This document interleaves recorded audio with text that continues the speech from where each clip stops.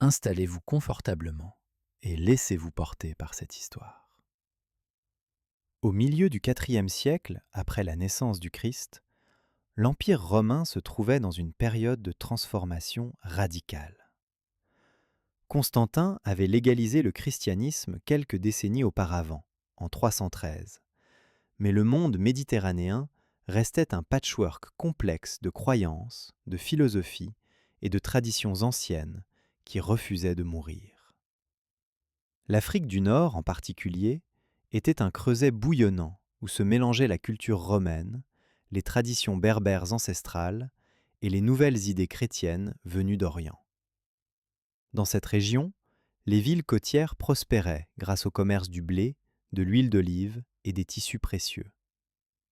Les ports bruissaient d'activité dès l'aube, avec les cris des marins qui chargeaient les navires, le claquement des voiles dans le vent marin, et l'odeur entêtante du poisson séché, mêlée à celle des épices importées d'Égypte et d'au-delà.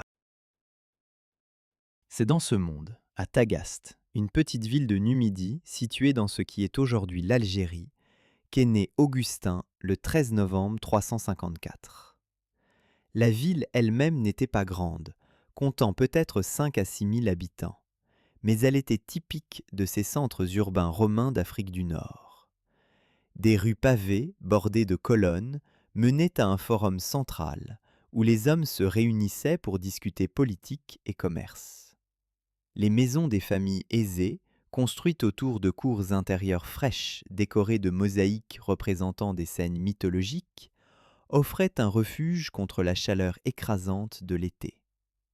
Les bruits de la vie quotidienne emplissaient l'air, le martèlement des forgerons travaillant le bronze et le fer, les conversations animées sur le marché où l'on vendait des poteries, des fruits frais et des tissus teints, les prières psalmodiées qui s'échappaient des lieux de culte, tant païens que chrétiens. Le père d'Augustin, Patricius, était un petit propriétaire foncier, un décurion de la ville, ce qui signifiait qu'il appartenait à cette classe moyenne provinciale qui formait l'épine dorsale de l'administration romaine. Ces hommes n'étaient ni vraiment riches, ni véritablement pauvres, mais ils portaient sur leurs épaules la responsabilité financière du maintien des infrastructures urbaines, une charge qui pouvait ruiner une famille en quelques années si les récoltes étaient mauvaises. Patricius était païen, attaché aux vieilles divinités de Rome, et il voyait dans l'éducation de son fils la possibilité d'une ascension sociale que lui-même n'avait jamais connue. Sa mère, Monique, était chrétienne, d'une dévotion intense et passionnée qui marquerait profondément la vie de son fils, même lorsqu'il chercherait à s'en éloigner. Elle priait constamment, jeûnait régulièrement, et plaçait tous ses espoirs dans la conversion de sa famille à la foi qu'elle chérissait plus que tout. La famille d'Augustin vivait donc entre deux mondes. D'un côté, l'univers romain traditionnel avec ses références à Virgile et Cicéron, ses cérémonies en l'honneur de Jupiter et de Minerve, sa conception de la vertu civique et de l'honneur. De l'autre, ce nouveau monde chrétien qui promettait non pas la gloire terrestre, mais le salut éternel, qui parlait d'un Dieu unique et jaloux, qui exigeait une transformation intérieure plutôt que le simple respect des rituels extérieurs. Cette tension habitait le jeune Augustin dès son enfance, même s'il ne pouvait pas encore en comprendre toute la profondeur. L'éducation qu'il reçut suivait le modèle classique romain. D'abord, à Tagaste même, il apprit à lire et à écrire, à compter, à réciter les vers des grands poètes. Les méthodes pédagogiques de l'époque étaient brutales. Les maîtres n'hésitaient pas à frapper les élèves qui ne mémorisaient pas assez vite leurs leçons. Et Augustin se souviendrait plus tard avec amertume de la terreur qu'il ressentait face au châtiment corporel. Pourtant, il excellait dans l'art de la parole. Il possédait ce don rare de manier les mots avec élégance, de construire des arguments persuasifs, de captiver un auditoire par la seule force de son éloquence. Ses parents, reconnaissant ce talent, décidèrent de faire de lui un rhéteur, un professeur de rhétorique, une profession prestigieuse et potentiellement lucrative dans le monde romain, où savoir parler signifiait pouvoir influencer les décisions judiciaires, politiques et sociales. Vers l'âge de 11 ans, Augustin fut envoyé à Mador, une ville plus grande située à une trentaine de kilomètres au sud de Tagaste, pour y poursuivre ses études. Mador était un centre culturel réputé, encore fortement imprégné de culture païenne. Là-bas, le jeune homme découvrit Virgile avec passion, particulièrement l'Énéide, cette épopée racontant les errances d'Énée après la chute de Troie. Il pleura en lisant la mort de Didon, la reine de Carthage abandonnée par le héros troyen. Plus tard, il se reprocherait d'avoir versé des larmes pour une fiction païenne, alors qu'il restait insensible à son propre état de péché. Mais à l'époque, ces histoires le transportaient dans un univers de gloire, d'honneur et de destin tragique. Cependant, à l'âge de 16 ans, les ressources familiales s'épuisèrent temporairement. Patricius ne pouvait plus financer les études de son fils, et Augustin dut retourner à Tagaste pour une année entière, une période d'oisiveté qui s'avérerait dangereuse pour un adolescent bouillonnant d'énergie et de désirs mal contrôlés. C'est durant cette année, en 370, qu'il commit ce qu'il appellerait plus tard dans ses confessions le vol des poires.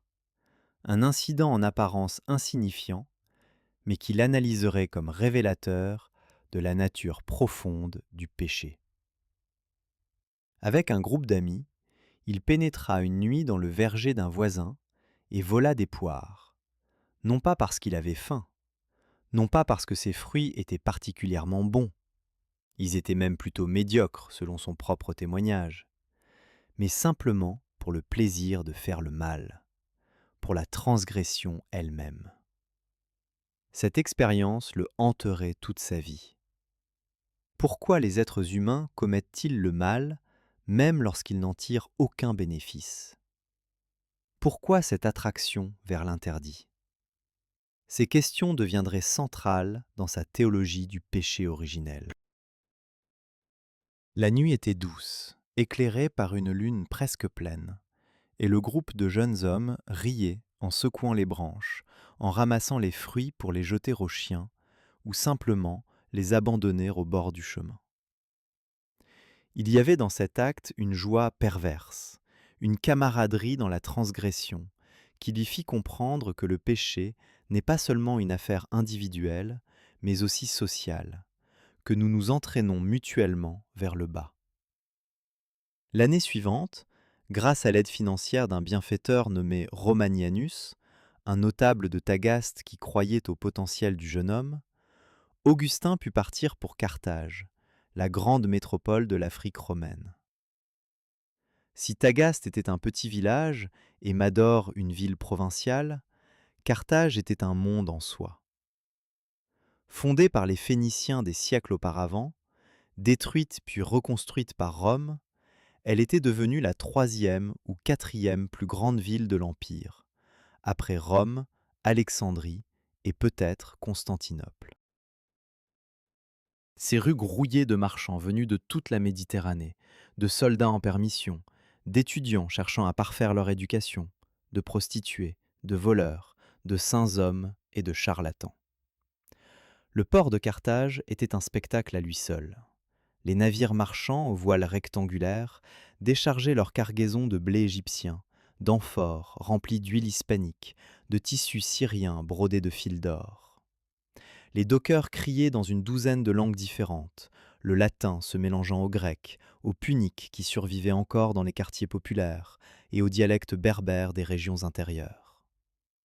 L'odeur était un mélange puissant de sel marin, de poissons pourris, de goudron utilisé pour calfater les coques, et parfois, portés par le vent, les senteurs plus agréables de pain fraîchement cuit et de viande grillée provenant des tavernes du front de mer.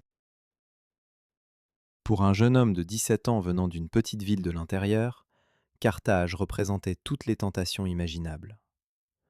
Augustin se jeta dans la vie urbaine avec l'enthousiasme débordant de la jeunesse. Il fréquenta les théâtres où l'on jouait des comédies grivoises et des tragédies sanglantes. Il se rendit au cirque pour voir les courses de chars, ces spectacles violents où les cochers risquaient leur vie à chaque virage serré autour de la spina centrale, tandis que la foule hurlait pour sa faction favorite, les bleus ou les verts. Il découvrit les bains publics, ces immenses complexes architecturaux où les Romains passaient des heures à se baigner, à se faire masser, à discuter affaires et politique dans les salles chaudes et froides, dans une nudité qui ne choquait personne, mais qui révélait toutes les hiérarchies sociales à travers la qualité des huiles parfumées qu'on utilisait et le nombre d'esclaves qui vous accompagnaient. Et il découvrit l'amour, ou plutôt une quête affective intense. Très vite, il prit une concubine, une relation qui n'avait rien d'inhabituel dans le monde romain. Le concubinage était une institution semi-officielle pour les hommes qui n'avaient pas les moyens de se marier officiellement selon leur rang social. La femme en question, dont nous ne connaissons même pas le nom car Augustin ne le mentionne jamais dans ses écrits, resta avec lui pendant 15 années. Elle lui donna un fils, Adéoda, qui signifie « donné par Dieu », un nom paradoxal pour un enfant né hors mariage dans un contexte de vie dissolue. Malgré l'irrégularité de leur union selon les normes chrétiennes que sa mère aurait voulu qu'il respecte, Augustin semble avoir été fidèle à cette femme pendant toute la durée de leur relation, ce qui était remarquable pour un homme de son époque et de son statut. Mais au-delà des plaisirs de la chair et des divertissements urbains, Augustin cherchait quelque chose de plus profond. Son âme, si l'on peut utiliser ce terme, était en quête. Il lisait avec voracité, non seulement les auteurs classiques que son cursus exigeait, mais aussi des textes philosophiques et religieux. À 19 ans, il tomba sur l'Hortensius de Cicéron, un dialogue philosophique aujourd'hui perdu, mais qui constituait une exhortation à la philosophie, un appel à chercher la sagesse plutôt que la richesse ou la gloire. Ce livre fut pour lui un choc, une révélation. Pour la première fois, il comprit que la vie humaine pouvait avoir un but plus élevé que la simple réussite matérielle, qu'il existait une vérité à découvrir, une sagesse à atteindre, quelque chose qui pourrait remplir le vide qu'il sentait en lui malgré tous ses succès scolaires. Enthousiasmé par cette découverte, il se tourna vers la Bible, espérant y trouver cette sagesse. Mais sa première rencontre avec les écritures chrétiennes fut un échec cuisant. Habitué à l'élégance sophistiquée de Cicéron et de Virgile, il trouva la traduction latine de la Bible grossière, mal écrite, pleine d'histoires étranges et barbares qui choquaient son sens esthétique raffiné. Comment ce Dieu jaloux, décrit comme infligeant des destructions massives, pouvait-il être le Dieu de la sagesse ? Comment ces récits de patriarches polygames, de guerres tribales et de sacrifices sanglants pouvaient-ils contenir la vérité philosophique qu'il recherchait ? Déçu, il se détourna du christianisme de sa mère et tomba dans les bras d'une autre religion, le manichéisme, qui promettait précisément de résoudre tous les problèmes qu'il avait identifiés dans le christianisme. Le manichéisme était une religion dualiste, fondée au IIIe siècle par un prophète perse nommé Mani. Elle enseignait que l'univers était le théâtre d'une lutte cosmique entre deux principes égaux et éternels, la lumière et les ténèbres, le bien et le mal. Contrairement au christianisme, qui affirmait que Dieu avait créé toute chose bonne et que le mal était entré dans le monde par la faute de l'homme, les manichéens soutenaient que le mal existait de toute éternité comme une puissance autonome. Cette doctrine avait un attrait considérable pour quelqu'un comme Augustin, qui se débattait avec la question du mal. Si le mal est une substance étrangère, une force extérieure qui s'empare de nous, alors nous ne sommes pas vraiment responsables de nos péchés. Notre nature profonde reste pure, simplement emprisonnée dans la matière mauvaise. Les manichéens se divisaient en deux catégories. Les élus, qui menaient une vie d'ascétisme extrême, ne mangeant que des aliments végétaux préparés par d'autres, ne touchant jamais une femme, ne possédant aucun bien matériel, et les auditeurs, qui menaient une vie normale, tout en soutenant les élus par leurs dons et en espérant renaître un jour comme élus eux-mêmes pour achever leur purification. Augustin devint auditeur. ce qui lui permettait de continuer sa vie de professeur de rhétorique et sa relation avec sa concubine, tout en se sentant membre d'une communauté spirituelle possédant la vraie connaissance des mystères de l'univers. Pendant 9 années, de 373 à 382, Augustin resta manichéen. Il essaya de convertir ses amis, argumentant avec la brillance dialectique qui le caractérisait déjà. Il attendait avec impatience la venue d'un évêque manichéen nommé Faustus, réputé pour sa culture et son éloquence, persuadé que cet homme pourrait répondre aux questions philosophiques de plus en plus pressantes qu'il se posait. Car même dans le manichéisme, Augustin n'était pas un adepte passif. Son esprit analytique détectait des failles dans le système. Comment deux principes éternels pouvaient-ils exister ? Si le bien et le mal sont également puissants, comment pouvons-nous espérer que le bien triomphe finalement ? Et si l'âme humaine est un fragment de la lumière divine emprisonnée dans la matière, pourquoi cette âme commet-elle le mal avec tant de facilité et même de plaisir, comme il l'avait lui-même expérimenté lors du vol des poires ? Quand Faustus arriva enfin à Carthage, Augustin fut profondément déçu. L'évêque manichéen était certes éloquent et sympathique, mais il manquait de profondeur philosophique. Il ne put répondre aux questions d'Augustin sur la nature du temps, sur la composition de l'âme, sur les mécanismes précis par lesquels la lumière et les ténèbres interagissaient dans le monde physique. Avec cette déception, commença la lente désintégration de la foi manichéenne d'Augustin, même s'il lui faudrait encore plusieurs années pour s'en libérer complètement. Entre-temps, sa carrière progressait. Il enseignait la rhétorique avec succès à Carthage, attirant de nombreux étudiants par sa réputation grandissante. Mais les étudiants carthaginois étaient turbulents, indisciplinés, et Augustin supportait mal leurs interruptions constantes et leur manque de respect.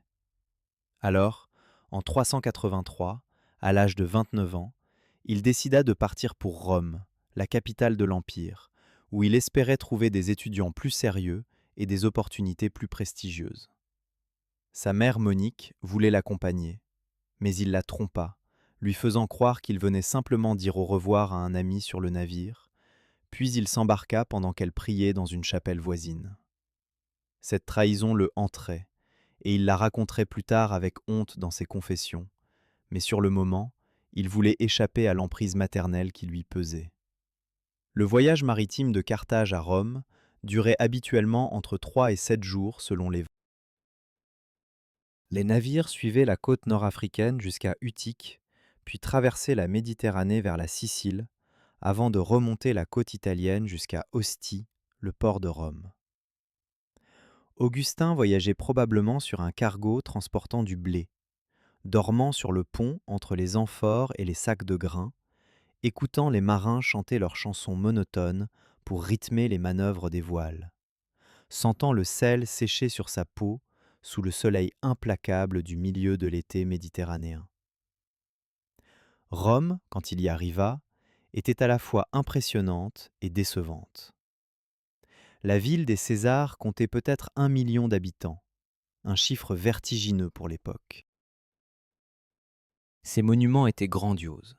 Le Colisée, où avaient péri tant de martyrs chrétiens, le Forum, avec ses temples et ses arcs de triomphe, les thermes gigantesques de Caracalla et de Dioclétien, qui pouvaient accueillir des milliers de baigneurs simultanément, les aqueducs qui enjambaient les vallées en portant l'eau fraîche des montagnes lointaines jusqu'aux fontaines publiques.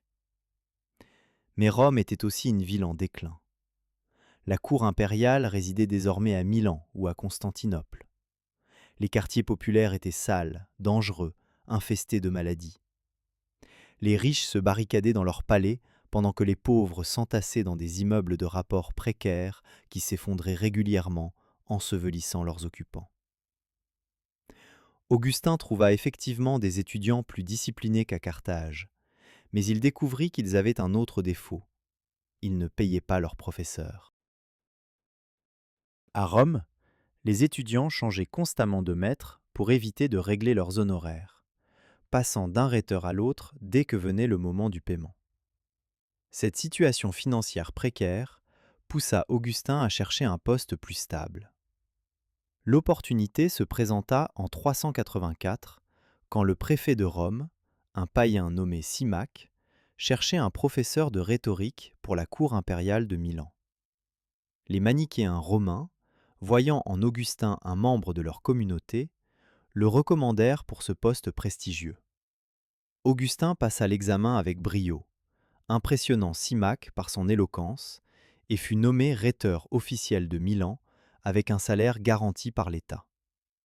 Milan était alors la résidence de l'empereur Valentinien II, un jeune homme qui régnait nominalement sur l'Occident romain sous la tutelle de sa mère Justine. La ville bourdonnait d'activités politiques et religieuses. C'était aussi le siège épiscopal d'Ambroise, l'évêque le plus puissant et le plus influent de l'Occident chrétien. Un homme qui n'hésitait pas à tenir tête aux empereurs quand il estimait que la foi était en jeu. Augustin, qui cherchait toujours la vérité philosophique et qui se détachait progressivement du manichéisme sans savoir vers quoi se tourner, commença à assister au sermon d'Ambroise, d'abord par curiosité professionnelle pour étudier son éloquence, puis de plus en plus pour le contenu de ses paroles. Ambroise pratiquait une lecture allégorique de l'Ancien Testament, une méthode qu'il avait apprise des théologiens alexandrins comme Origène. Au lieu de prendre les textes bibliques littéralement, ce qui conduisait aux mêmes difficultés qu'Augustin avait rencontrées 10 ans auparavant, Ambroise montrait comment ces récits contenaient un sens spirituel caché sous leur forme extérieure parfois déroutante. Cette approche ouvrit pour Augustin une porte qui avait été fermée. Les écritures chrétiennes n'étaient peut-être pas aussi grossières qu'il l'avait pensé. Elles demandaient simplement une lecture plus subtile, une intelligence formée à la philosophie platonicienne qui pouvait percevoir les réalités spirituelles derrière les symboles matériels. Car Augustin découvrait aussi, à Milan, le néoplatonisme, cette philosophie qui avait fleuri au IIIe siècle grâce à Plotin et ses disciples. Les néoplatoniciens enseignaient qu'au sommet de toute réalité se trouvait l'un, une source transcendante de tout être, de toute bonté et de toute beauté. De l'un émanait l'intellect, puis l'âme du monde, et enfin le monde matériel, chaque niveau étant moins parfait que le précédent. Le mal n'était pas une substance positive, mais une privation, une absence de bien, comme l'obscurité et l'absence de lumière, ou le froid l'absence de chaleur. Cette doctrine résolvait le problème qui avait attiré Augustin vers le manichéisme. Si le mal n'est qu'un manque et non une puissance autonome, Dieu reste l'unique source de toute réalité sans être responsable du mal. Augustin lisait ces textes néoplatoniciens en latin, probablement des traductions faites par Marius Victorinus, un rhéteur africain qui s'était converti au christianisme dans sa vieillesse, provoquant une sensation à Rome car les intellectuels de son calibre embrassaient rarement la foi nouvelle. Les idées qu'il y découvrait résonnaient profondément avec les enseignements qu'il entendait dans les sermons d'Ambroise. Le Dieu chrétien ressemblait à l'un des philosophes. L'incarnation du Christ pouvait être comprise comme une descente du logos divin dans le monde matériel pour ramener les âmes égarées vers leur source. La Bible, lue correctement, enseignait la même vérité spirituelle que Platon avait entrevue par la seule raison. Pendant ce temps, sa mère Monique l'avait suivi à Milan. Elle ne pouvait supporter d'être séparée de son fils, et surtout, elle ne voulait pas abandonner l'espoir de sa conversion au christianisme. À Milan, elle se lia d'amitié avec Ambroise, participant aux veillées nocturnes dans les basiliques quand l'évêque résistait aux pressions de l'impératrice Justine, qui, adepte de l'arianisme, voulait lui confisquer des églises pour son propre culte.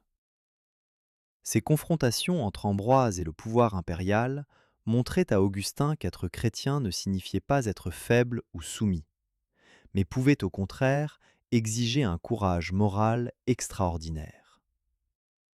Mais malgré toutes ces influences convergentes, malgré son accord intellectuel croissant avec le christianisme, Augustin hésitait encore à franchir le pas du baptême. Deux obstacles principaux le retenaient. Le premier était sa carrière. En tant que rhéteur impérial, il était attendu de lui qu'il se marie avantageusement, qu'il progresse dans les honneurs, qu'il devienne peut-être proconsul d'une province ou conseiller à la cour. Se faire baptiser chrétien n'interdisait pas ses ambitions, mais cela compliquerait certainement les choses, surtout si l'on prenait l'Évangile au sérieux, avec toutes ses exigences radicales de renoncement aux biens et aux honneurs du monde. Le second obstacle, plus puissant encore, était lié aux désirs humains. Augustin était esclave de ses désirs charnels, comme il le confessera plus tard avec une franchise remarquable. Il ne pouvait imaginer vivre dans la chasteté que l'Église exigeait des non-mariés. Et se marier ne résolvait pas vraiment le problème, puisque même dans le mariage, la sexualité devait être orientée exclusivement vers la procréation et non vers le plaisir, selon la doctrine chrétienne de l'époque. Sa prière célèbre résume cette tension. Seigneur, donne-moi la chasteté et la continence, mais pas tout de suite. Sa mère et ses amis chrétiens arrangèrent des fiançailles avec une jeune fille de bonne famille. Mais elle était encore très jeune, l'âge minimum pour les fiançailles selon la loi romaine, et le mariage ne pourrait être célébré avant qu'elle ait atteint 12 ans, l'âge minimum pour le mariage mi-même. En attendant, on renvoya la concubine d'Augustin, cette femme anonyme qui l'avait accompagnée pendant 15 années, la mère de son fils Adéodat. Elle retourna en Afrique du Nord, promettant de ne jamais connaître un autre homme. Un détail poignant qu'Augustin mentionne rapidement avant de passer à autre chose dans ses confessions.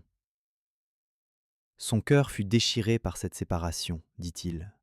Mais il s'engagea presque immédiatement dans une nouvelle relation pour combler le vide, montrant à quel point il était effectivement prisonnier de ses passions. C'est dans cet état de tourment intérieur qu'il vécut les mois cruciaux de l'année 386. Il avait 32 ans. Intellectuellement, il était convaincu de la vérité du christianisme. Moralement, il se sentait incapable de vivre selon ses exigences. Il lisait les épîtres de Paul, particulièrement la lettre aux Romains, où l'apôtre décrit sa propre lutte. « Je ne fais pas le bien que je veux, mais je fais le mal que je ne veux pas. » Cette description résonnait exactement avec l'expérience d'Augustin. La volonté humaine était divisée contre elle-même, paralysée, incapable de se libérer de ses chaînes par ses propres forces. Un jour d'été, probablement en août 386, Augustin se trouvait dans le jardin de la maison qu'il louait à Milan avec son ami Alypius. Il était dans un état d'agitation extrême, pleurant, se tordant les mains, s'arrachant presque les cheveux. Soudain, il entendit une voix d'enfant, venant peut-être d'une maison voisine, qui chantait en répétant « Tollélégué, tollélégué », ce qui signifie « Prends et lis, prends et lis ». Il interpréta cette phrase comme un signe divin. Se précipitant vers le codex des épîtres de Paul qu'il avait laissé sur un banc, il l'ouvrit au hasard et tomba sur ce passage de l'épître aux Romains. « Conduisez-vous honnêtement, comme en plein jour, sans orgie ni beuverie, sans luxure ni débauche, sans rivalité ni jalousie. Mais revêtez-vous du Seigneur Jésus-Christ, et ne vous souciez pas de la chair pour en satisfaire les convoitises. » Ce fut le moment décisif. Augustin n'eut pas besoin de lire davantage. Une lumière de certitude inonda son âme, dit-il, et toutes les ténèbres du doute se dissipèrent. Il décida immédiatement de se faire baptiser. Il démissionna de son poste de rhéteur impérial, brisant ainsi ses fiançailles avantageuses et renonçant à sa carrière prometteuse. Avec sa mère, son fils Adéodat, son ami Alypius et quelques autres compagnons, il se retira dans une villa de campagne prêtée par un ami à Cassisiacum, dans les contreforts des Alpes, pour se préparer au baptême dans le calme et l'étude philosophique. Les mois passés à Cassisiacum furent une période intense de dialogue philosophique qu'Augustin consigna par écrit, formant ses premières œuvres. Il explorait les relations entre le bonheur et la sagesse, entre la foi et la raison, entre la philosophie et la révélation. Le ton de ses dialogues est serein, optimiste même, très différent des tourments qu'il décrirait plus tard dans les Confessions.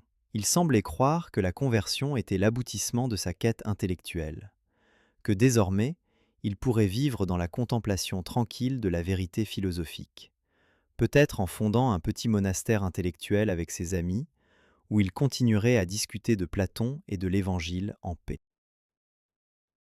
Pendant la vigile pascale de l'année 387, probablement dans la nuit du 24 au 25 avril, Augustin fut baptisé par Ambroise dans la basilique de Milan.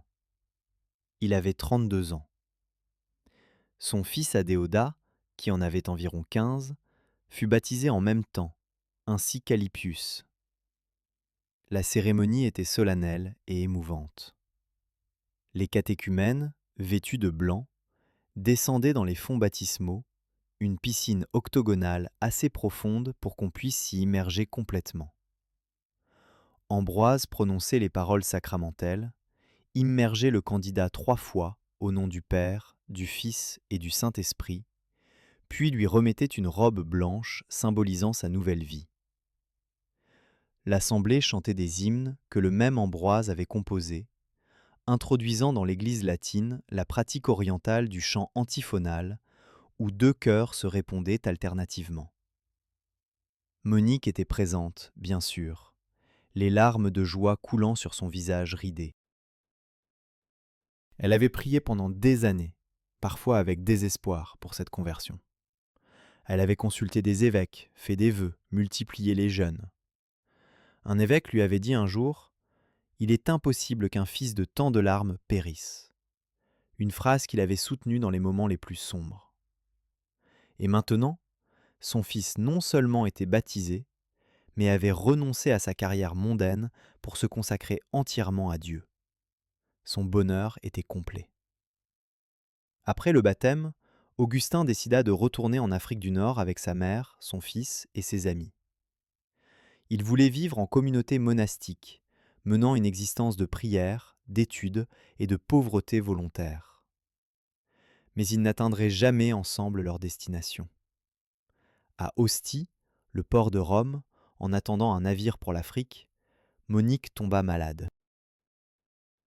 Selon le récit qu'Augustin en fait, peu de temps avant sa maladie, il avait eu avec elle une conversation extraordinaire, une sorte d'extase mystique partagée où il s'était élevé en pensée au-delà de toutes les créatures terrestres, au-delà même des anges et des cieux, pour toucher pendant un instant l'essence éternelle de Dieu, la sagesse divine qui demeure immuable au-dessus de toutes les choses changeantes.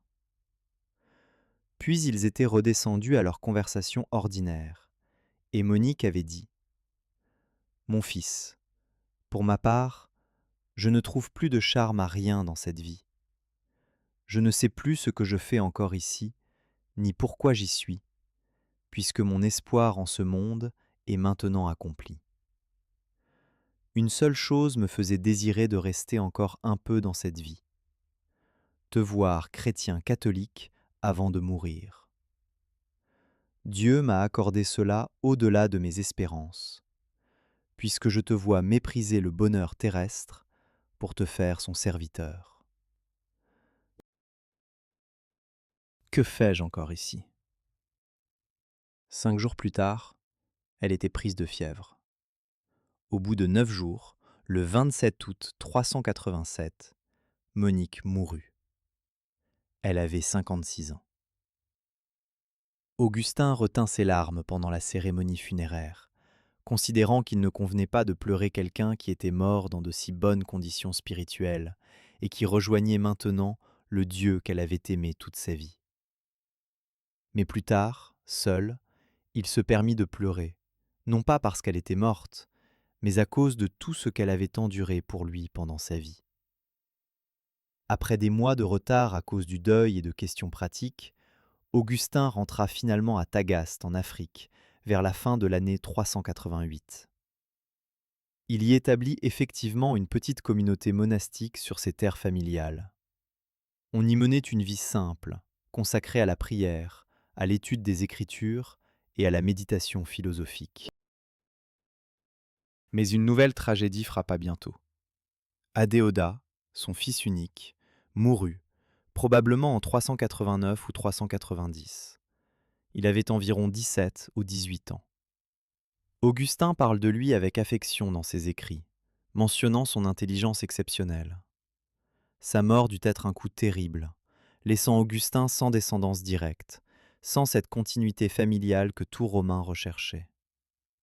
Augustin pensait vivre le reste de ses jours dans cette retraite tranquille, mais Dieu, ou le hasard, ou les besoins de l'Église avaient d'autres plans. En 391, il visita la ville portuaire d'Hippone, située à environ 100 km à l'ouest de Tagaste, pour y rencontrer un homme qui envisageait la vie monastique. Il assista à un office dans la basilique principale, pensant être en sécurité car il savait que le siège épiscopal était déjà occupé par l'évêque Valerius. Mais Valerius, un grec qui maîtrisait mal le latin, cherchait désespérément un prêtre auxiliaire qui pourrait prêcher et enseigner à sa place. Quand il mentionna ce besoin devant l'assemblée, les fidèles, reconnaissant Augustin dont la réputation intellectuelle le précédait, se saisirent de lui littéralement, le poussèrent vers l'avant et demandèrent à l'évêque de l'ordonner prêtre sur le champ. C'était une pratique courante dans l'Église ancienne, l'ordination par acclamation populaire. Augustin résista, pleura même, mais finit par accepter, y voyant peut-être la volonté de Dieu malgré ses propres préférences. Il fut ordonné prêtre d'Hippone en 391, puis, 4 ans plus tard, quand Valerius sentit sa mort approcher, il le fit consacrer évêque coadjuteur pour assurer la succession.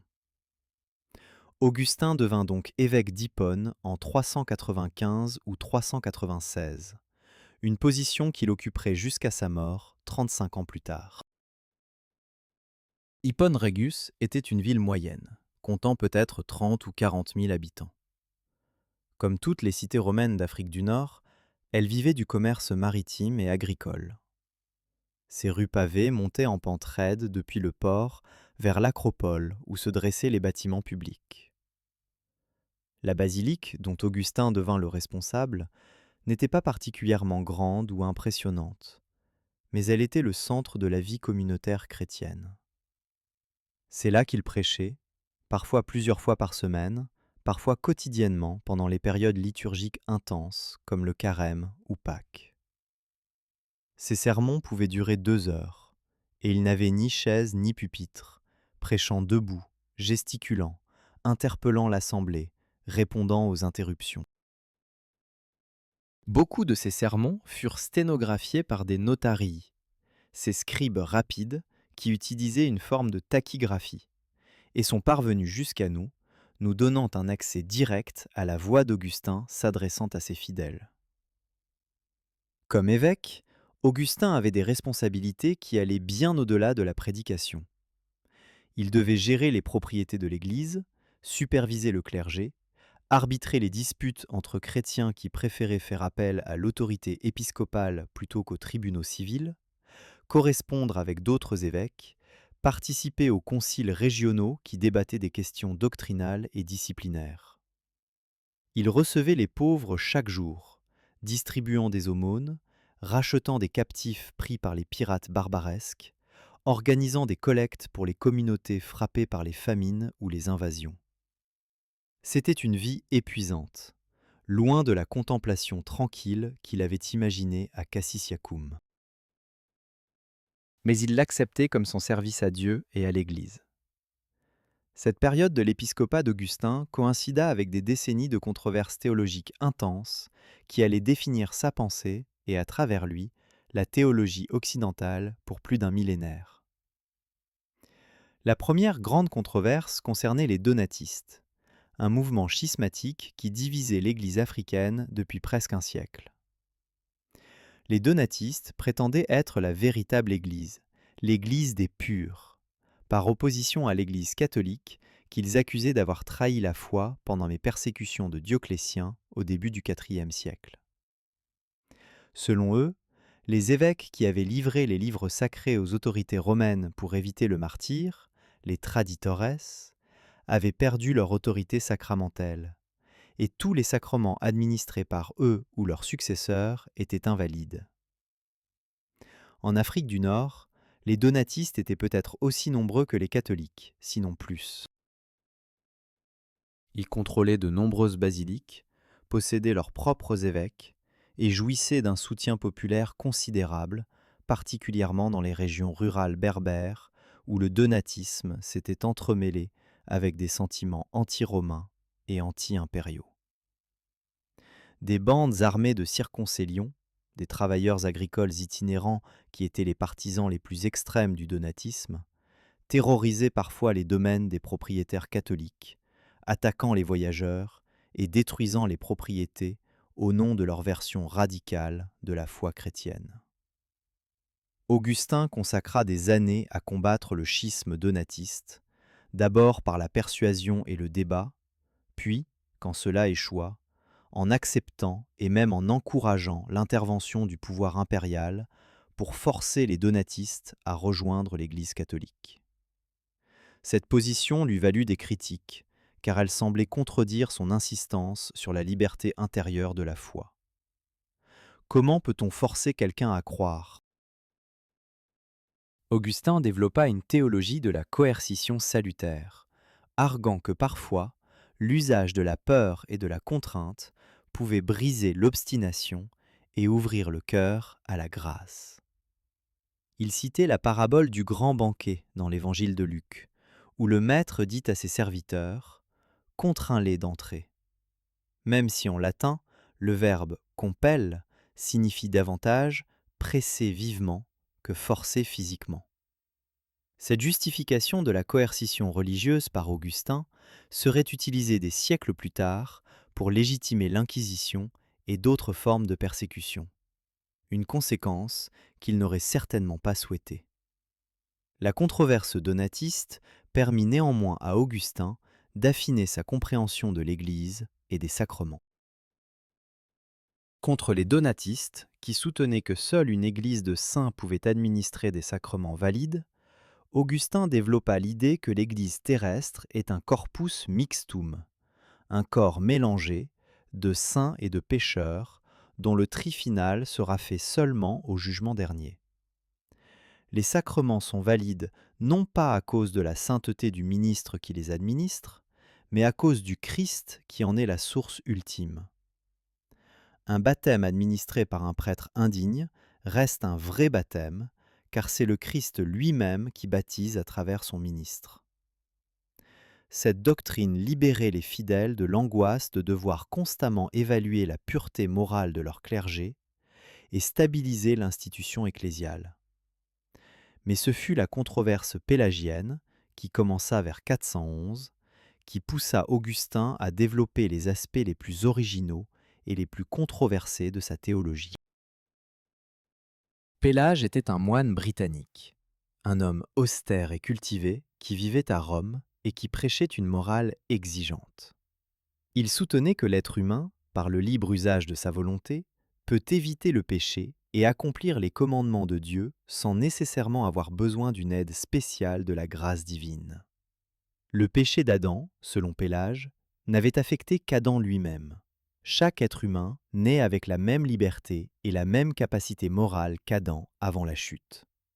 Les enfants qui meurent sans baptême ne peuvent être damnés puisqu'ils n'ont commis aucun péché personnel.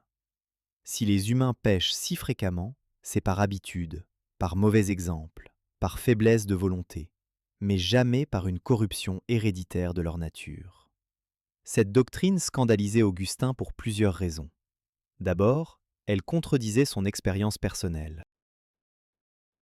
Il savait, parce qu'il l'avait vécu viscéralement, que la volonté humaine est esclave, qu'elle désire le mal même quand l'intelligence reconnaît le bien, qu'aucun effort moral ne peut briser les chaînes du péché sans une intervention de la grâce divine qui transforme le cœur de l'intérieur.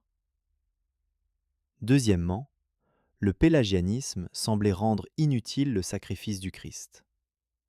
Si nous pouvons nous sauver nous-mêmes par nos propres efforts, Pourquoi Dieu aurait-il envoyé son Fils mourir sur une croix? Troisièmement, il mettait en danger le sacrement du baptême des enfants.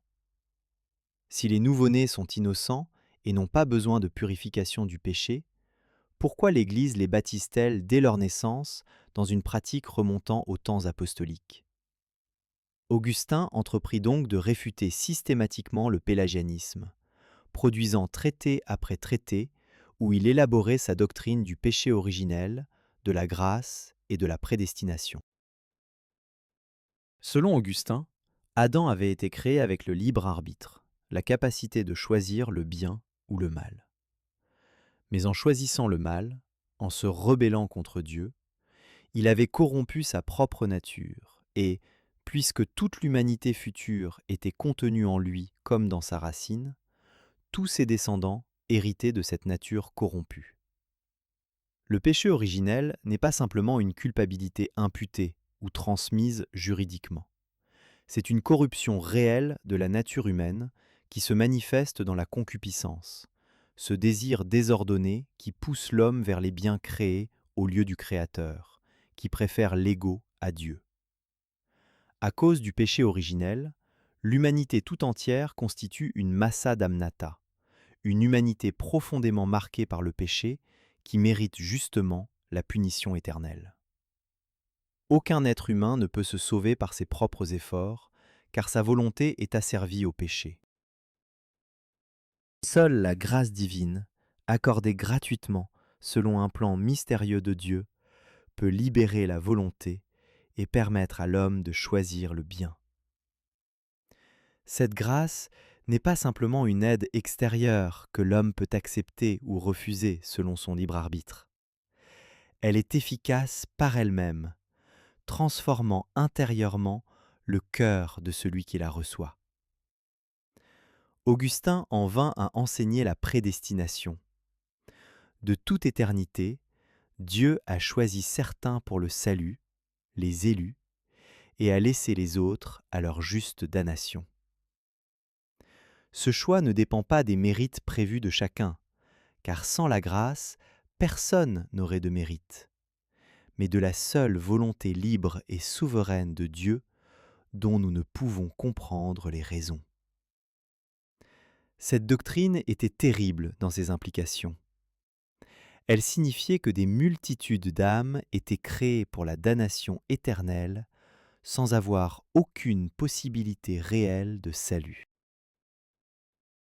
Elle signifiait que même les enfants morts sans baptême, bien qu'ils n'aient jamais commis de péché personnel, étaient voués à une condamnation spirituelle à cause du péché originel hérité d'Adam, même si Augustin suggérait que leur punition serait la plus légère de toutes les punitions infernales.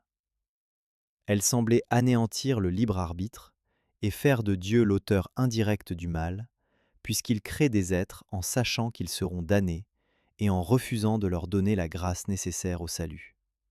Augustin était conscient de ces difficultés. Il admettait que sa doctrine contenait des mystères impénétrables à la raison humaine. Il insistait sur le fait que Dieu n'est pas injuste en damnant certains, puisque tous méritent la damnation. Sa justice est pleinement satisfaite. Si certains sont sauvés, c'est pure miséricorde, un don gratuit qui révèle la générosité divine sans obliger Dieu à sauver tous. Quant au libre arbitre, Augustin soutenait qu'il subsiste dans un sens. Après avoir reçu la grâce, l'homme choisit librement le bien, même si c'est la grâce elle-même qui rend ce choix possible. La liberté véritable n'est pas la capacité de choisir indifféremment entre le bien et le mal, mais la libération de l'esclavage du péché qui permet de choisir le bien spontanément et joyeusement. La controverse avec Pélage et ses disciples, particulièrement Julien d'Éclane, un évêque italien brillant qui attaquait la doctrine augustinienne avec une vigueur intellectuelle considérable, occupa les 2 dernières décennies de la vie d'Augustin. Elle ne fut jamais complètement résolue de son vivant. L'Église condamna Pélage et le pélagianisme strict dans plusieurs conciles, mais elle hésita à adopter pleinement les aspects les plus extrêmes de la doctrine augustinienne, particulièrement sur la prédestination. Un semi-pélagianisme se développa, particulièrement dans les monastères de Gaule, qui essayaient de naviguer entre les deux extrêmes en admettant la nécessité de la grâce tout en préservant une certaine initiative humaine dans le processus du salut. Au-delà de ces controverses qui absorbaient une grande partie de son énergie, Augustin continuait à écrire prolifiquement sur une multitude de sujets. Son œuvre la plus célèbre auprès du grand public est sans doute les Confessions, rédigées vers 397 ou 398. C'est une autobiographie spirituelle unique en son genre dans la littérature antique, écrite sous forme de prière adressée directement à Dieu. Augustin y raconte son propre cheminement du péché à la grâce, analysant avec une honnêteté brutale ses motivations, ses désirs et ses échecs. Mais l'ouvrage n'est pas seulement un récit personnel. C'est aussi une méditation philosophique profonde sur la nature du temps, de la mémoire, du désir humain et de la grâce divine. Les derniers livres abandonnent même le récit autobiographique pour se consacrer à un commentaire théologique de la Genèse. Les Confessions ont fasciné les lecteurs de toutes les époques parce qu'elles révèlent un intérieur psychologique d'une complexité et d'une profondeur jusqu'alors inconnues dans la littérature. Augustin s'y présente non comme un héros ou un saint parfait, mais comme un homme déchiré par des conflits intérieurs, quelqu'un qui se comprend lui-même difficilement et qui cherche dans la grâce de Dieu la clé de son propre mystère. Son autre grand chef-d'œuvre est La Cité de Dieu, composée entre 413 et 426. Cette massive apologie du christianisme en 22 livres fut entreprise en réponse au traumatisme que représenta pour le monde romain le sac de Rome par les Wisigoths d'Alaric en 410. Pendant 3 jours, les barbares avaient pillé la ville éternelle, celle qui n'était pas tombée aux mains d'un ennemi étranger depuis 800 ans, depuis l'invasion gauloise de 390 avant Jésus-Christ. Ce désastre provoqua un choc immense dans tout l'Empire. Les païens accusèrent les chrétiens. Rome était tombée parce qu'elle avait abandonné les anciens dieux qui l'avaient protégée pendant des siècles pour embrasser cette religion étrangère qui prêchait la faiblesse et le pardon plutôt que la force et la gloire militaire. Augustin entreprit de réfuter ces accusations en développant une théologie de l'histoire d'une ampleur sans précédent. Il oppose 2 cités mystiques qui traversent l'histoire humaine depuis le commencement jusqu'à la fin des temps. La cité de Dieu, composée de tous ceux qui aiment Dieu jusqu'au mépris d'eux-mêmes, et la cité terrestre, composée de tous ceux qui s'aiment eux-mêmes jusqu'au mépris de Dieu. Ces 2 cités sont entremêlées dans l'histoire. On ne peut les distinguer clairement car elles ne correspondent à aucune division politique ou institutionnelle visible. Des membres de la cité de Dieu peuvent se trouver hors de l'Église visible, et inversement, des membres de la cité terrestre peuvent être dans l'Église. Seul Dieu connaît qui appartient réellement à quelle cité. L'histoire de Rome, argumente Augustin, ne prouve pas la supériorité du paganisme. Les catastrophes qui frappaient Rome avant sa conversion au christianisme étaient plus terribles que le sac d'Alaric. D'ailleurs, les Wisigoths eux-mêmes étaient chrétiens, certes ariens, et ils avaient épargné ceux qui s'étaient réfugiés dans les basiliques. Les anciens dieux n'avaient pas protégé Rome, puisque la cité avait souffert de nombreux désastres pendant les siècles de piété païenne. En réalité, les empires terrestres montent et descendent selon les plans de la providence divine, mais aucun n'a de valeur ultime. Seule la cité de Dieu est éternelle. Le chrétien doit être un pèlerin dans ce monde, utilisant les biens temporels sans s'y attacher, obéissant aux lois justes des États terrestres, tout en sachant que sa vraie citoyenneté est ailleurs. Cette vision dévaluait radicalement l'importance de l'histoire politique. Elle encourageait une attitude de détachement face aux fortunes de l'Empire. Paradoxalement, cela libérait aussi la pensée politique de la sacralisation excessive. Si aucun État terrestre ne peut s'identifier à la cité de Dieu, alors aucun régime politique ne peut revendiquer une autorité absolue ou divine. Cette doctrine aurait des conséquences considérables au Moyen Âge lors des conflits entre le pouvoir spirituel de la papauté et le pouvoir temporel des empereurs et des rois, chacun invoquant Augustin pour soutenir ses propres prétentions. Pendant qu'Augustin écrivait La Cité de Dieu, le monde romain autour de lui se désintégrait progressivement. Les Vandales, un peuple germanique, traversèrent le Rhin gelé en 406, envahirent la Gaule, puis l'Hispanie, et finalement, en 429, traversèrent le détroit de Gibraltar pour envahir l'Afrique du Nord. Ils avancèrent rapidement le long de la côte, s'emparant des villes les unes après les autres. En 430, ils assiégèrent Hippone elle-même. Augustin était alors dans sa 76e année, un vieil homme épuisé par les décennies de travail incessant. Pendant que les Vandales établissaient leur campement autour des murs de la ville, coupant les routes et affamant la population, Augustin tomba malade d'une fièvre, probablement une dysenterie ou une infection similaire courante lors des sièges prolongés. Il savait qu'il allait mourir. Il fit copier sur les murs de sa chambre les psaumes de pénitence de David et les méditer constamment. Il demanda qu'on le laisse seul pour pouvoir prier et se préparer à la mort sans distraction. Le 28 août 430, 3 ans jour pour jour après l'anniversaire de la mort de sa mère Monique, Augustin mourut dans sa ville épiscopale assiégée. Le siège continuerait encore plusieurs mois. Quand les Vandales finirent par s'emparer d'Hippone, ils brûlèrent une grande partie de la ville, mais miraculeusement, la basilique et la bibliothèque épiscopale furent épargnées, préservant ainsi la vaste collection des manuscrits d'Augustin. Son influence ne faisait que commencer. Pendant le Moyen Âge, Augustin fut le plus cité de tous les pères de l'Église en Occident. Sa théologie façonna la pensée de théologiens aussi différents qu'Anselme de Canterbury, Thomas d'Aquin, Bonaventure et Duns Scott. La réforme protestante du XVIe siècle se réclama explicitement de lui, particulièrement de sa doctrine de la grâce et de la prédestination. Luther et Calvin trouvaient chez Augustin la légitimation de leur rejet du salut par les œuvres et de leur insistance sur la souveraineté absolue de Dieu dans le salut. Mais les catholiques continuaient aussi à le vénérer comme un de leurs plus grands docteurs, en mettant l'accent sur ses écrits ecclésiologiques et sacramentels plutôt que sur sa doctrine prédestinationniste. Les philosophes modernes ont redécouvert Augustin, souvent de manière surprenante. Les existentialistes du XXe siècle, de Kierkegaard à Heidegger, trouvaient dans les Confessions une exploration de l'angoisse humaine et de l'authenticité qui résonnait avec leurs propres préoccupations. Hannah Arendt écrivit sa thèse de doctorat sur le concept d'amour chez Augustin. Wittgenstein admirait les réflexions augustiniennes sur le langage au début des Confessions.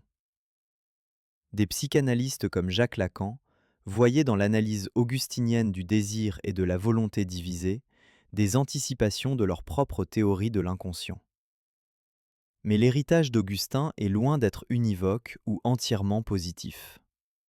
Sa doctrine du péché originel a pesé lourdement sur la culture occidentale, créant une culpabilité et une anxiété face à la sexualité et au corps qui ont marqué des générations de chrétiens. Son acceptation de la coercition religieuse a fourni une justification théologique à des siècles de persécution des hérétiques et des non-chrétiens. Sa dévalorisation du monde terrestre au profit de la cité céleste a parfois conduit à un désengagement face aux injustices sociales et politiques. Sa doctrine de la prédestination, poussée à ses conclusions logiques par certains de ses disciples, paraît incompatible avec l'idée d'un Dieu d'amour qui désire le salut de tous. Pourtant, même ceux qui rejettent des aspects importants de sa théologie doivent reconnaître la profondeur de ses interrogations. Augustin a posé des questions fondamentales sur la nature humaine, la liberté, le temps, la mémoire, le désir, le mal, la justice et l'amour, qui restent pertinentes 15 siècles après sa mort. Comment concilier la liberté humaine avec la causalité divine ? D'où vient le mal dans un monde créé par un Dieu bon? Pourquoi les humains font-ils constamment ce qu'ils savent être mauvais pour eux? Qu'est-ce que le temps? Et comment pouvons-nous parler du passé qui n'existe plus et du futur qui n'existe pas encore? Comment notre identité est-elle constituée par la mémoire et le récit que nous faisons de notre propre vie? Ces questions traversent son œuvre, parfois sans réponse définitive, mais toujours explorées avec une honnêteté intellectuelle et une rigueur impressionnante. Sa méthode philosophique elle-même a eu une influence durable. Augustin a développé ce qu'on pourrait appeler une philosophie de la première personne, une investigation de la conscience et de l'intériorité qui anticipe la modernité. Sa célèbre formule Si fallor sum, si je me trompe, je suis, anticipe de 12 siècles le cogito cartésien. Comme Descartes plus tard, Augustin trouve dans l'autoréflexion de la conscience une certitude indubitable à partir de laquelle on peut construire la connaissance. Mais contrairement à Descartes, Augustin ne s'arrête pas à l'ego isolé. La conscience de soi mène immédiatement à la conscience de Dieu, car c'est en cherchant en lui-même que l'homme découvre une lumière qui le dépasse, une vérité éternelle et immuable qui ne peut venir de son esprit changeant et faillible. Dieu est plus intime à moi que moi-même, écrit-il. Une formulation paradoxale qui exprime l'idée que le divin est à la fois transcendant et immanent, au-delà de nous et au fond de nous. La compréhension augustinienne de l'amour a également marqué la pensée occidentale. Pour Augustin, tout désir humain est fondamentalement un désir de Dieu, même quand il s'égare vers des objets finis et périssables. L'homme est un être de manque, constamment insatisfait par les biens terrestres, parce que son cœur a été créé pour l'infini. Tu nous as fait pour toi, et notre cœur est sans repos tant qu'il ne repose en toi, écrit-il dans la première phrase des Confessions, formulant ainsi le paradoxe de la condition humaine. Nous cherchons le bonheur dans les créatures, alors que seul le Créateur peut nous combler. Cette analyse du désir comme structurellement insatiable influencera toute la tradition mystique chrétienne, de Bernard de Clairvaux à Jean de la Croix, mais aussi, de manière peut-être surprenante, la psychanalyse moderne, avec son concept de désir comme manque constitutif. Le pessimisme augustinien concernant la nature humaine déchue contraste avec l'optimisme des Lumières qui croira en la perfectibilité humaine par l'éducation et la raison. Mais les catastrophes du XXe siècle, les totalitarismes, les génocides, les guerres mondiales, ont conduit certains penseurs à une réévaluation. Reinhold Niebuhr, théologien américain influent du milieu du XXe siècle, s'est appuyé sur Augustin pour développer un réalisme chrétien en politique, qui reconnaît la persistance du péché et de l'égoïsme, même dans les projets les plus idéalistes, sans pour autant tomber dans le cynisme ou le défaitisme. Si Augustin a raison de dire que la cité terrestre sera toujours marquée par la convoitise et la domination, nous ne devons pas pour autant cesser de lutter pour plus de justice, tout en sachant que nos efforts resteront toujours imparfaits et ambigus. Sa conception du temps, développée au livre 11 des Confessions, reste étonnamment moderne. Augustin se demande ce qu'est le temps et découvre qu'il est insaisissable. Le passé n'existe plus, le futur n'existe pas encore, et le présent n'est qu'un instant fugitif sans épaisseur qui disparaît aussitôt qu'on tente de le saisir. Pourtant, nous parlons constamment d'un passé long ou court, d'un futur proche ou lointain. Augustin conclut que le temps existe dans l'âme humaine comme tension entre la mémoire du passé, l'attention au présent et l'attente du futur. Le temps est une distantio animi, une distension de l'esprit. Cette analyse psychologique du temps annonce certaines intuitions de la phénoménologie contemporaine, particulièrement chez Husserl et Heidegger, qui ont tous deux médité longuement sur ces pages des Confessions. Dans ces dernières années, alors que l'Empire romain s'effondrait autour de lui et que les barbares déferlaient sur les provinces jadis paisibles, Augustin ne perdit jamais sa foi en la providence divine. Les catastrophes terrestres n'étaient que des épiphénomènes temporaires dans le grand drame du salut. L'histoire humaine avait un sens, un télos, même si ce sens échappait largement à notre compréhension. Contrairement aux philosophies cycliques des Grecs, qui voyaient l'histoire comme une répétition éternelle de cycles cosmiques, Augustin maintint la vision linéaire et téléologique héritée du judaïsme. L'histoire va quelque part, elle a commencé par la création, et elle se terminera par le jugement dernier et l'instauration définitive de la cité de Dieu. Cette vision donna à l'Occident chrétien un sens de l'orientation historique qui contraste avec les civilisations fondées sur une conception cyclique du temps. Elle encourageait l'espérance malgré les catastrophes présentes, parce que l'histoire avait une finalité positive garantie par Dieu. Mais elle pouvait aussi conduire à une certaine résignation face aux malheurs temporels, puisque seule la destinée éternelle importait vraiment. Les révolutions modernes, avec leur promesse d'instaurer le paradis sur terre, peuvent être vues en partie comme une sécularisation de l'eschatologie augustinienne, remplaçant la cité de Dieu céleste par une cité idéale terrestre, la société communiste ou le règne de la raison, tout en conservant la structure linéaire et téléologique de l'histoire. Qu'aurait pensé Augustin du monde contemporain ? La question est sans doute anachronique, mais on peut s'amuser à spéculer. Il aurait certainement été horrifié par l'athéisme de masse et le sécularisme qui caractérise de larges pans de la culture occidentale moderne. L'idée que l'on puisse vivre une vie pleine de sens sans référence à Dieu lui aurait paru non seulement fausse, mais littéralement impensable. En même temps, il aurait peut-être reconnu dans l'angoisse existentielle moderne, dans le sentiment d'absurdité et de vide que décrivent tant de penseurs contemporains, une confirmation de sa propre intuition. Sans Dieu, le cœur humain reste insatisfait. Il aurait été fasciné par les développements scientifiques, particulièrement par la cosmologie moderne avec son Big Bang et son univers en expansion. Augustin avait déjà conclu que le temps avait commencé avec la création, qu'il n'y avait pas de « avant la création », puisque le temps lui-même est une créature. La physique moderne, avec son idée que le temps et l'espace ont commencé avec le Big Bang, semble étrangement consonante avec cette intuition théologique, même si les physiciens l'ont atteinte par des chemins entièrement différents et sans aucune implication religieuse nécessaire. La psychologie et la psychiatrie modernes, avec leur exploration de l'inconscient et des mécanismes de l'esprit, l'auraient également intéressé.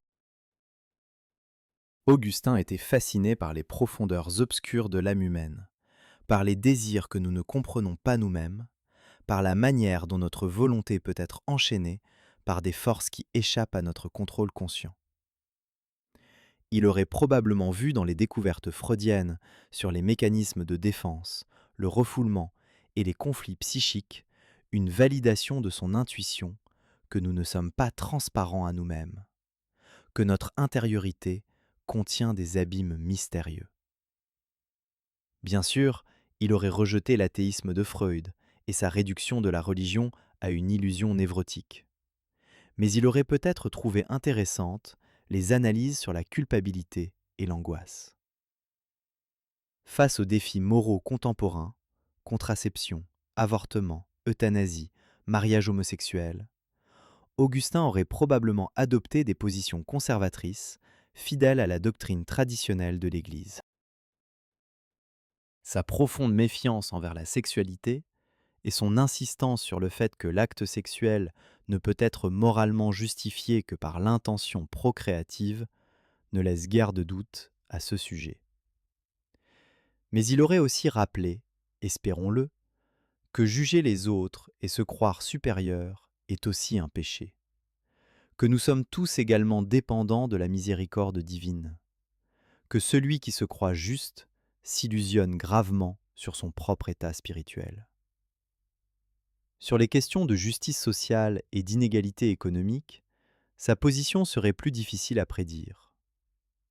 D'un côté, il insistait sur le caractère transitoire et finalement insignifiant des arrangements sociaux terrestres. Les riches et les pauvres sont également pèlerins vers la cité de Dieu, et c'est là la seule distinction qui compte vraiment. D'un autre côté, il prêchait constamment la charité, l'aumône généreuse, le soutien aux pauvres et aux opprimés. Il intervenait personnellement pour racheter des esclaves, pour secourir des veuves et des orphelins, pour protéger les faibles contre les abus des puissants. Peut-être aurait-il vu dans les systèmes de protection sociale modernes une institutionnalisation de cette charité qu'il prônait, même s'il aurait rappelé que l'assistance matérielle, aussi nécessaire soit-elle, ne touche pas au problème le plus profond, qui est le besoin de rédemption spirituelle. Les controverses actuelles sur la nature de l'Église, qui divisent les chrétiens entre catholiques, orthodoxes et les multiples dénominations protestantes, l'auraient profondément attristé. Son combat contre le schisme donatiste était motivé précisément par le désir de préserver l'unité de l'Église. Il croyait passionnément que l'Église catholique, présente dans le monde entier, était le corps mystique du Christ et que s'en séparer était s'éloigner du Christ lui-même. Les divisions survenues après sa mort, particulièrement le grand schisme entre Orient et Occident en 1054 et la réforme protestante au XVIe siècle, l'auraient scandalisé, même si paradoxalement, sa propre théologie a fourni des arguments aux deux camps dans ces conflits. À la fin, que pouvons-nous retenir de cet homme qui vécut il y a 16 siècles dans un monde si différent du nôtre ? Il fut un chercheur obstiné de vérité, qui refusa toute sa vie de se satisfaire de réponses superficielles ou conformistes. Il eut le courage de regarder en face les aspects les plus sombres de la nature humaine, y compris chez lui-même, sans se complaire dans le désespoir, parce qu'il croyait en une grâce qui pouvait transformer même le pire des pécheurs. Il développa une vision de l'existence humaine comme pèlerinage vers une patrie qui transcende toutes les constructions terrestres. Une vision qui peut inspirer un détachement salutaire face aux idoles de notre temps. Le nationalisme, la réussite matérielle, le pouvoir, la célébrité. Sa vie elle-même fut un témoignage de transformation radicale. L'homme qui avait passé sa jeunesse dans la poursuite des plaisirs et des honneurs devint l'évêque qui dormait sur un lit simple, mangeait frugalement, distribuait aux pauvres tout ce qui dépassait ses besoins stricts et consacrait ses jours et ses nuits au service de son diocèse et à la recherche de Dieu à travers l'étude et la prière. Cette transformation n'était pas le résultat de sa propre volonté héroïque, il insistait constamment sur ce point, mais de la grâce divine qu'il avait saisie malgré lui, qu'il avait poursuivie même quand il la fuyait, qui avait finalement brisé ses résistances et remodelé son âme rebelle. Les dernières paroles qu'on lui prête auraient été des versets du psaume 31. « Tu es mon refuge, tu me délivreras de l'angoisse qui m'entoure. » Même au moment de mourir, alors que les Vandales assiégeaient sa ville et que la civilisation romaine s'effondrait, il cherchait refuge non dans les réalisations terrestres qui s'écroulaient, mais dans ce Dieu qui avait été le compagnon de toute sa vie, depuis cette scène dans le jardin de Milan, 55 ans auparavant. Cette foi ne l'avait pas protégé des souffrances et des angoisses qui marquent toute vie humaine. Elle ne lui avait pas donné de réponse simple aux questions complexes qu'il se posait. Mais elle lui avait fourni un cadre de sens dans lequel même la souffrance et l'échec pouvaient être intégrés et transformés. Peut-être est-ce là le dernier héritage d'Augustin. Non pas un système théologique parfait que nous pourrions accepter ou rejeter en bloc, mais plutôt un modèle de recherche honnête, d'une foi qui n'a pas peur de questionner et d'être questionnée, d'une espérance qui persiste malgré toutes les raisons de désespérer. Dans un monde marqué par tant d'incertitudes, de souffrances et d'injustices, où les anciennes certitudes se sont effondrées sans que de nouvelles aient émergé pour les remplacer solidement, cet exemple d'un homme qui a cherché toute sa vie, sans jamais cesser de croire qu'il y avait quelque chose à trouver, reste étonnamment actuel et peut-être même consolant. La quête de sens n'est jamais terminée. Les réponses définitives nous échappent toujours. Mais cette quête elle-même, conduite avec honnêteté et courage, donne à l'existence humaine une dignité et une profondeur qui la rendent supportable et même, par moments, pleine de joie. Ainsi parlait, ainsi vivait, ainsi mourut Augustin d'Hippone, l'un des plus grands esprits que l'humanité ait produit, dont la voix continue à nous interpeller à travers les siècles.